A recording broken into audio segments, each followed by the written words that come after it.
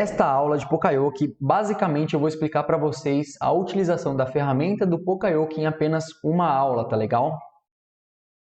Só para relembrar e nos situarmos aí no nosso curso Aprender a Enxergar, nós estamos no módulo 2, o módulo 1 foi o Caminhando para a Excelência, tá? O módulo 2 são todas as ferramentas que nós podemos utilizar para caminhar para a excelência.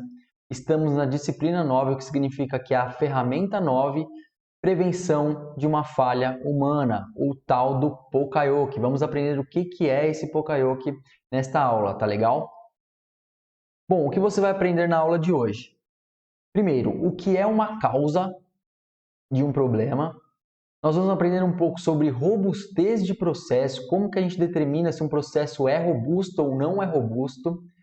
Vamos aprender a classificar quais são as causas mais comuns que acontecem aí nos problemas do dia a dia de qualquer organização, da sua equipe ou mesmo da sua empresa. E ao final eu vou expor aí o tão querido aí Poka-Yoke, tá legal? Bom, o que é uma causa? Legal? É muito importante esses 3 pontos aqui que eu vou falar para vocês, tá? Todo efeito tem uma causa. O que acontece? Todo efeito, quando eu falar na palavra causa e efeito, o que acontece? Tá? Todo efeito que você for trabalhar, seja ele um problema, um resultado ou alguma saída de um processo, saiba que por trás desse efeito tem uma causa, tá legal? Ninguém morre sem uma causa, combinado? É sempre causa e efeito. Quando você olhar para uma observação, ou um dado, ou um fato, e você não identificar essa correlação entre causa e efeito, você não está diante de uma causa. Combinado? Todos os problemas têm uma causa, tá?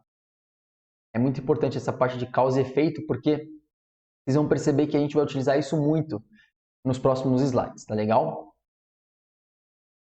Robustez de um processo, tá? O que é a robustez de um processo? Temos um processo mais robusto quando eliminamos as causas dos problemas. Um processo robusto, eu costumo dizer que é um processo estável, tá? O que seria um processo estável? Que ocorrem poucas ou nenhuma falha, tá legal? E para não ocorrer falhas, nós temos que ter controle sobre as possíveis causas destas falhas, legal? Então, quando a gente elimina as causas de um problema, dificilmente nós vamos ter a falha, a probabilidade é muito menor, aumentando aí a estabilidade, ganhando um processo robusto. Então, eu costumo dizer que um processo robusto é um processo que tem poucas falhas, é um processo que é muito previsível, você consegue, através desse processo, ter uma alta previsibilidade das coisas, tá legal? Quais são as causas mais comuns quando nós trabalhamos em processos de soluções de problemas? Diante de você mesmo, se você tiver algum problema no seu dia a dia ou mesmo na sua equipe, eu com certeza, eu te garanto que eu já fiz muitas análises de causa, com certeza você já deve ter chego em alguma dessas causas aqui, tá legal? Essas são as causas mais comuns de problemas aí no dia a dia de organizações, seja no desenvolvimento pessoal ou mesmo no desenvolvimento profissional, tá legal? Quem nunca apareceu aí na análise de uma causa, de um problema, a falta de atenção do colaborador? Eita. Colaborador, funcionário, ou seja, da pessoa, tá? Quem nunca viu aí também uma causa mais comum ser a falta de treinamento para a pessoa, tá? A pessoa não teve treinamento e por isso ela falhou. Falta de conferência do trabalho da pessoa. Ou seja, a pessoa errou e ninguém conferiu. É um erro também humano. Falta comprometimento da pessoa. Ou seja, esquecimento também acontece de quem? Da pessoa. Então, a pessoa esqueceu que deveria ter feito aquela atividade e falhou. O que acontece? As causas mais comuns dos problemas, eles estão vinculados à pessoa, tá legal? Ou ao ser humano. Só que o que acontece? nós devemos, como vocês viram durante todo esse curso do Aprendendo a Enxergar, que nós devemos criar um sistema intolerante a anormalidades. Se nós criarmos um sistema intolerante a anormalidades, nós criaremos um processo robusto, combinado?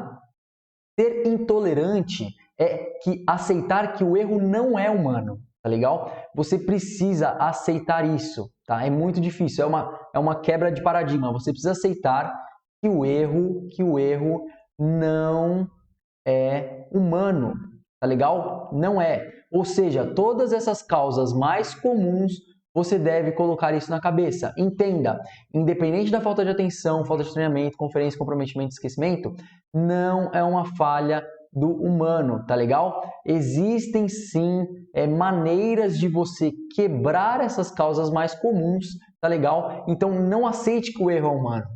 Busque sempre melhorar. Então fale da seguinte maneira: o processo permitiu com que a pessoa errasse. O processo permitiu que a pessoa não tivesse atenção do que ela estava fazendo. O processo permitiu que a pessoa esquecesse. Ou seja, fuja um pouco do ser da pessoa e foque no dado, no fato, no objetivo. Então, ser tolerante não é aceitar que o erro é humano. Ser tolerante aos procedimentos. Se a pessoa não seguiu a lei, e aí você faz a tolerância conforme a lei e não conforme a pessoa, tá legal? Então, basicamente, é isso aqui que você tem que gravar. Ó. Não aceite que o erro é humano. Ah, é ser humano erra. E aí, então, essas causas sempre vão acontecer no seu processo ou na sua equipe, tá legal? Então, quebra esse paradigma, tá? Bom, já que agora a gente conhece o que é um processo robusto, nós conhecemos quais são as causas mais comuns que acontecem, como eliminar essas causas mais comuns, tá? Quando eu falo em causas mais comuns, lembra-se de causas vinculadas às pessoas, ao erro humano, tá? Essa é uma tabelinha muito legal que demonstra a eficácia de você eliminar as causas mais comuns, tá? De baixo para cima aumenta a eficácia, tá? Eu costumo dizer que o Poka-Yoke, ele representa 99% de eficácia para solucionar o problema. Eu já explico o porquê do 99%. Vamos começar do menor para o melhor, tá? Primeiro aqui, quando você toma uma ação de conscientização, o que seria uma ação de conscientização para uma causa mais comum? É quando você reúne os seus colaboradores, reúne a sua equipe e comenta para eles, conscientiza eles de que aquela maneira de fazer aquela atividade está incorreta, que você deve prestar atenção. Então, digamos que o erro foi a falta de atenção. Você junta os funcionários e comenta: pessoal, nós temos que ter atenção no nosso dia a dia de trabalho, temos que ter mais atenção. Legal? Esse tipo de ação, ação de conscientização, ele tem uma eficácia pequena, tá legal? Ele não resolve os problemas, ele não atua diretamente nas causas, tá? Não estou falando que ela é uma ação ruim, tá legal? Ela é uma ação boa, porém ela não tem tanta eficácia quanto outros métodos que eu vou mostrar para você. Guilherme, você está falando para eu não conscientizar os funcionários? Não, muito pelo contrário. Você deve conscientizar os seus funcionários, combinado? A segunda ação, que é um pouco mais efetiva que a conscientização, é você criar um novo procedimento, ou seja, você identificar qual foi o erro, verificar o procedimento e modificar o procedimento para aquela falha, perfeito? Então, criação de um novo procedimento. Só que não adianta nada você criar o procedimento e não treinar os funcionários, ou seja, o treinamento após a criação de um novo procedimento, ele é ainda melhor. Então, quando você conscientiza, cria um procedimento e treina os funcionários, você está aumentando a sua eficácia em solucionar os problemas de causas mais comuns, tá legal? Melhor que o treinamento, ó, já passa do nível laranja aqui, ó, melhor que o treinamento, digamos que são fases, tá? Essa é uma fase muito melhor que o treinamento, que é a rotina de requalificação. O que é uma rotina de requalificação? É quando você tem um funcionário que é experiente na área e você anualmente, trimestralmente, semestralmente faz uma provinha, faz uma prova, faz um teste, verifica se o conhecimento da pessoa ainda está ativo. Lembre-se que a nossa memória não é infinita. Então você requalifica, você diz que aquela pessoa tem conhecimento para atuar naquela área. Então, essa é uma rotina de requalificação que nós, como gestores de recursos humanos, nós, como gestores de pessoa, temos que requalificar os nossos funcionários, tá legal? Porque através da experiência, o funcionário acaba ganhando confiança na atividade. Ganhando confiança pode gerar um pouco de esquecimento na hora de atuar. Gerando esquecimento, ele pode ter uma nota ruim na prova, necessitando de uma requalificação.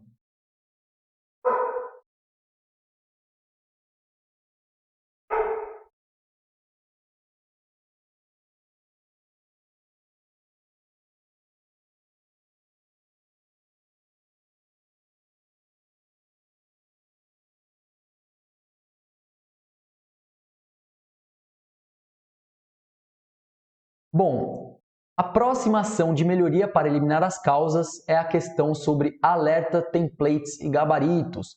O que são essas ações? São ações de alertas antes mesmo de acontecer a falha. Por exemplo, vou dar um alerta em uma área administrativa. Quando você está mexendo em uma planilha de Excel, você vai apertar, por exemplo, no xizinho lá em cima. Quando você aperta no X, o que a planilha já avisa? A planilha dá um alerta.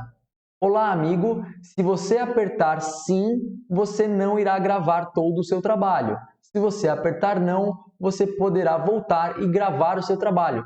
Tem certeza que deseja sair? Ou seja, isto foi um alerta para a pessoa não cometer a falha de sair sem salvar. Legal? Esse é um simples alerta simples, ele é muito efetivo mais do que uma conscientização. Perceberam a diferença de eficácia do processo?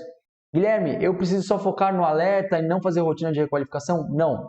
É muito importante para um processo ter mais robustez, você ter sim ações em todos os níveis. É claro, se você tiver uma ação Pokayoke, necessitaria de menos ações de conscientização. Mas sim, são necessárias todas essas ações. O que eu estou mostrando para você não é uma ação boa ou uma ação ruim. É uma ação mais eficaz quando nós estamos falando de eliminação de causas. Tá legal? Perfeito. E o Pokayoke, por fim, o Pokayoke, ele é o tão sonhado aí, a tão sonhada ação de qualquer eliminação de causa raiz, tá legal? Por que o Pokayoke ele é 99% de chance dessa falha não acontecer? Porque independente do sistema Pokayoke, o ser humano ele pode sim sabotar aquele Pokayoke. O que é o Pokayoke? Eu vou explicar nos próximos slides, mas basicamente o Pokayoke é um dispositivo à prova de falhas. Então eu vou dar um exemplo bem simples em uma fábrica, tá legal? Digamos que nós temos um equipamento que é um equipamento, uma prensa, tá legal? Ou seja, o que é uma prensa? Essa peça de cima, ela desce e pressiona um produto que esteja aqui, tá legal? Esse é um tipo de equipamento que se chama uma prensa.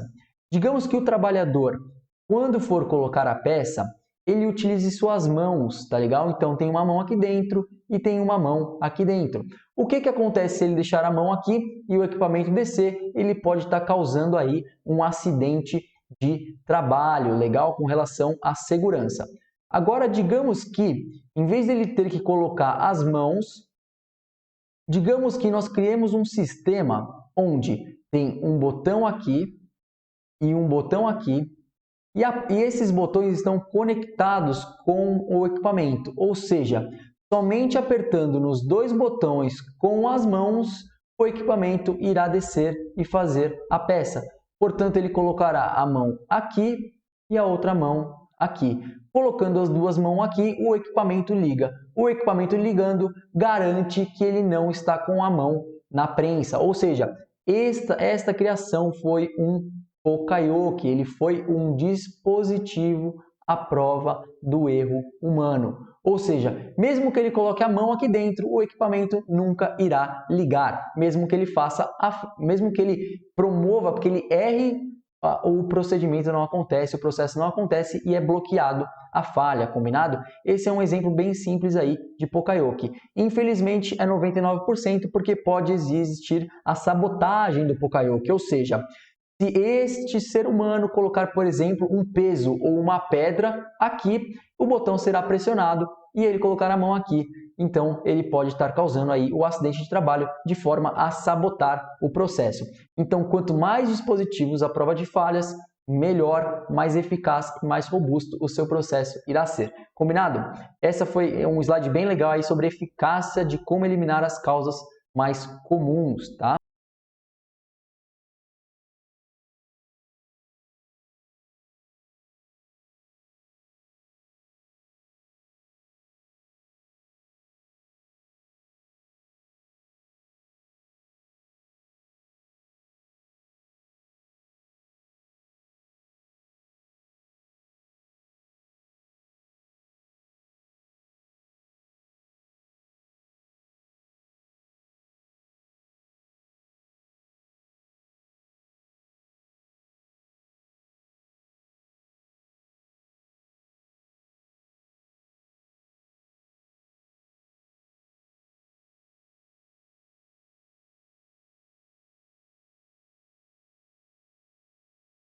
Se você gostou dessa aula, deixa o seu joinha aí, deixa o seu curtir, se inscreva no meu canal, também aperta esqueci o nome do sininho aí, porque clicando no sininho você vai ser lembrado de novas aulas que eu for colocar aqui no YouTube, combinado? Fica ligado também que eu vou postar um vídeo fazendo um desenho resumo de toda essa aula, então eu vou fazer um desenho resumo dessa aula, eu também deixo aí no link abaixo todos os desenhos resumos de todas as aulas que eu crio. É só entrar no link, se cadastrar, eu acho que eu só peço lá o e-mail e o nome, e enfim, você já tem acesso aí a download gratuito. Para quem não me conhece também, eu tenho muitas outras metodologias, então eu deixei alguns links na descrição para você conseguir acessar meu site, se cadastrar, e é isso. Grande abraço.